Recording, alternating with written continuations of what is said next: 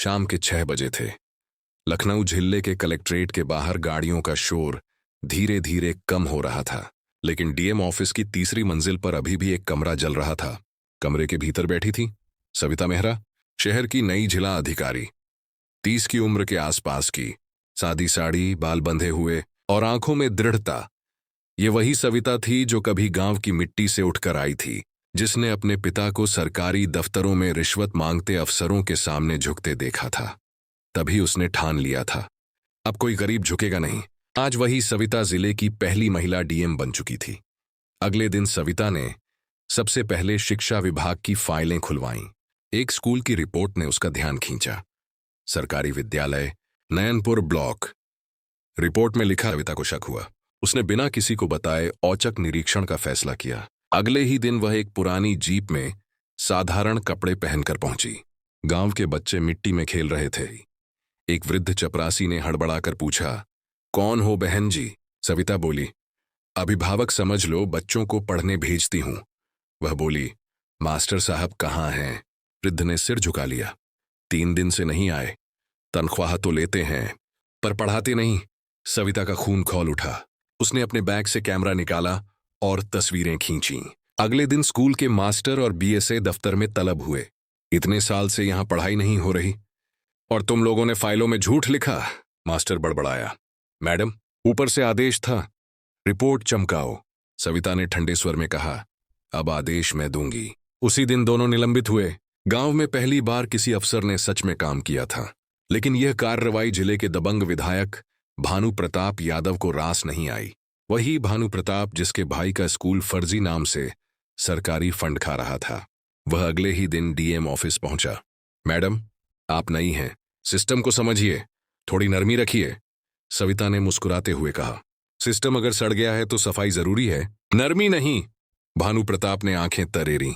आपके ट्रांसफर में देर नहीं लगेगी मैडम, सविता ने जवाब दिया। धमकी देकर न्याय नहीं दबाया जा सकता। वह उठकर बाहर चली गई, लेकिन बाहर सीढ़ियों पर खड़े उनके पीए ने धीरे से कहा, मैडम, इनसे पंगा लेना ठीक नहीं, ये बहुत बड़ा नेटवर्क चलाते हैं।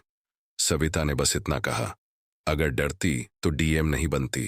कुछ हफ्तों बाद सविता को सूचना मिली कि शहर के पास एक सरकारी कॉलोनी में नाले के किनारे अवैध निर्माण हो रहा है। कागज पर लिखा था बस सफाई कार्य पूरा, लेकिन असल में वहां लोगों की जिंदगियां खतरे में थीं। सविता ने खुद मौके पर पहुंचकर देखा, नाले पर दुकानें बन चुकी थीं और गंदा पानी लोगों के घरों में घुस रहा था। जब उसने जेसीबी बुलाने का आदेश दिया, तभी भीड़ में से आवाज आई, मैडम, ये सब एमएलए साहब की जमीन है, हाथ मत लगाइए। सविता ने सख्त स्वर में कहा, अब यह जमीन सरकार की है, जो गलत है वो गिरेगा। उस दिन शाम तक 12 अवैध दुकानें गिरा दी गईं। टीवी चैनलों पर हेडलाइन चली, महिला डीएम ने विधायक की अवैध दुकानों पर चलवाया बुलडोजर। पूरा शहर सविता की हिम्मत का दीवाना हो गया। लेकिन उसी रात उसका फोन बजा। अजनबी आवाज, मैडम, बहुत ऊंचा उड़ रही हैं, संभल जाइए वरना उड़ान ही खत्म कर देंगे। फोन कट गया। 3 दिन बाद सविता घर लौट रही थी। गाड़ी के पीछे एक बाइक लगातार चल रही थी। पीए ने कहा, मैडम, कोई पीछा कर रहा है। सविता ने कहा, सीधा घर चलो। गाड़ी मोड़ पर पहुंची ही थी कि बाइक से 2 नकाबपोश युवकों ने पत्थर फेंके। गाड़ी का शीशा टूटा, ड्राइवर घायल हो गया। सविता ने हिम्मत से खुद गाड़ी रोकी और मोबाइल से वीडियो रिकॉर्ड किया। हमलावर भाग निकले, लेकिन नंबर प्लेट कैमरे में कैद हो गई। अगले दिन पूरी पुलिस हरकत में थी। पता चला बाइक भानु प्रताप के समर्थक मंगल यादव के नाम पर थी। सविता ने उसी वक्त आदेश दिया, भानु प्रताप और उसके साथियों पर एफआईआर दर्ज करो। थानेदार हिचकिचाया, मैडम, ऊपर से फोन आएंगे। सविता गर्जी, ऊपर केवल कानून है, कोई आदमी नहीं। मामला दर्ज हुआ, लेकिन अगले ही दिन सविता का ट्रांसफर आदेश आ गया। पत्र में लिखा था, सार्वजनिक कार्य में कठोर व्यवहार के कारण तत्काल प्रभाव से स्थानांतरण। पूरा स्टाफ हैरान था। सविता मुस्कुराई, बोली, सिस्टम जब हिलता है तभी समझो असर हुआ है। वह अपना सामान समेट रही थी कि दरवाजे पर वही राजेश खड़ा था। राजेश, जिला प्रशासन का पुराना क्लर्क, जो हमेशा ईमानदार था। उसने कहा, मैडम, आपके खिलाफ झूठी जांच बिठाई गई है। फाइल में लिखा है कि आपने एमएलए की संपत्ति जब्त करने में गड़बड़ी की। सविता बोली, तो चलो अब सिस्टम की अदालत में भी लड़ाई लड़ी जाएगी। उसने मुख्य सचिव को पत्र लिखा, सबूत भेजे, वीडियो सौंपे और सबसे बड़ा कदम उठाया, मीडिया को सच्चाई बताने का फैसला।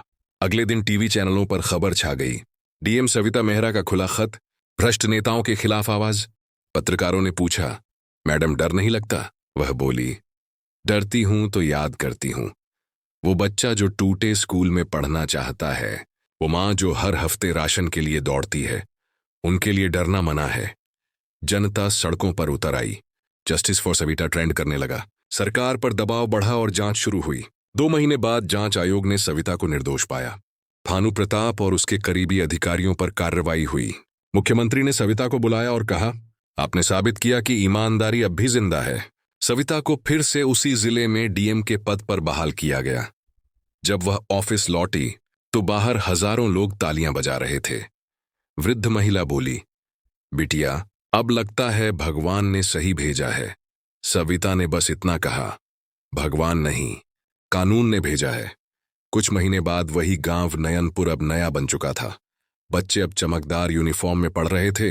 दीवारों पर लिखा था, सच बोलो, डर मतो। सविता ने स्कूल के गेट पर खड़े होकर मुस्कुराते हुए कहा, जब शिक्षा मजबूत होगी तब भ्रष्टाचार कमजोर होगा। उसी समय गांव के बुजुर्ग ने कहा, मैडम, आपकी हिम्मत हमें रास्ता दिखा रही है। सविता बोली, यह मेरी नहीं, हमारी लड़ाई है। जब आम आदमी बोलना शुरू करेगा तब कोई सिस्टम गूंगा नहीं रहेगा। रात को वह अपने घर की बालकनी में बैठी थी। आसमान में हल्की बारिश की बूंदें गिर रही थीं। वह बोली, शायद यह सफर मुश्किल है, लेकिन सच्चाई का रास्ता हमेशा रोशन रहता है। नीचे सड़क पर कुछ बच्चे जय सविता दीदी चिल्ला रहे थे। उसने मुस्कुराकर हाथ हिलाया और डायरी में लिखा, हर आवाज जो सच के लिए उठती है वही लोकतंत्र की सांस बनती है।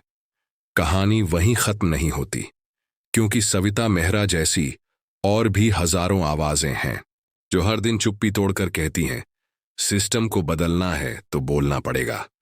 तो दोस्तों, ये कहानी केवल मनोरंजन और शिक्षा के उद्देश्य से बनाई गई है। इसमें दिखाए गए सभी पात्र, घटनाएं और संवाद काल्पनिक हैं। किसी भी वास्तविक व्यक्ति, संस्था या घटना से इनका कोई संबंध नहीं है।